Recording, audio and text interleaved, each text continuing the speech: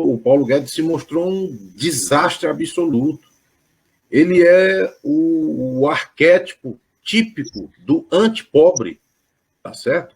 É um ministro elitista que a única coisa que ele conseguiu externar dentro do comando do seu ministério foi a indignação, porque com o dólar baixo até a empregada doméstica queria ir para a Disney, foi chamar funcionário público de parasita, enfim, é o arquétipo típico do elitismo que deve ser combativo, deve ser combatido num país onde as desigualdades sociais são da ordem como são no Brasil. E essa sensação, Rafa, de viver num país em declínio é justamente por isso. O povo elegeu um salvador da pátria, entre aspas, no combate à corrupção, no combate à velha política, no Brasil acima de tudo, Deus acima de todos, que é a maior decepção, essa história de ser patriota e cristão. Entretanto, o que nós vemos é um patriota mais entreguista do que foram outros presidentes. A base de Alcântara foi entregue para os Estados Unidos.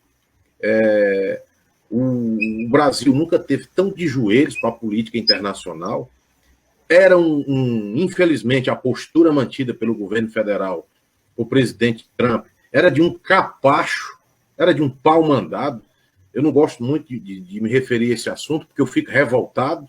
Um capitão reformado, chefe do Estado brasileiro, prestando conta à bandeira americana. Isso é ridículo, tá certo? E, entretanto, a sensação de declínio maior é essa sensação de emburrecimento que a população vem sofrendo.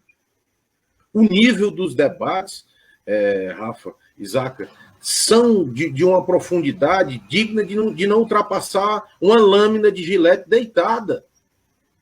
Tá certo? E os números corroboram isso. O desemprego batendo recorde, o Brasil, que já foi a 6ª economia do mundo, hoje é a 12ª. Inclusive, o presidente, numa conta matemática genial, disse aí que nós crescemos 9%, porque o ano passado foi menos 4%, e a projeção para crescimento hoje, esse ano, é de 5%. Então, ele fez a conta, né? Menos 4 para 5, aí somos 9 pontos. Pelo amor de Deus, então, você ter à frente do país uma equipe como a que esse presidente montou, de certeza, sensação de declínio. É certeza.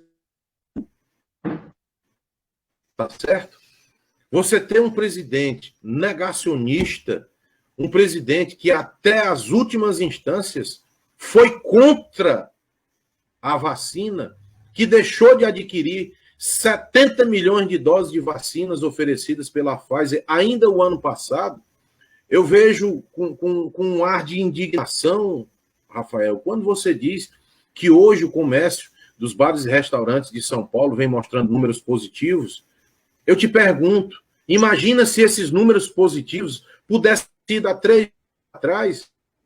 Não tem o que se discutir, é empírico, é visível. Há 2 meses atrás, o Ceará estava numa situação periclitante, com hospitais de campanha, a Unimed colapsada, a rede particular de atendimento, a rede pública colapsada, Crateús chegou ao ponto de ter 14 pessoas esperando vaga em UTI. Foi só vacinar o povo. O comércio reabriu, os hospitais se esvaziaram.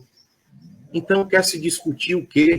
E aí, para pôr a cereja no bolo, como popularmente se diz, vem o Ministério da Saúde. Veja bem, não foi nenhum site de esquerda, não foi nenhum desafeto do governo. Foi o Ministério da Saúde.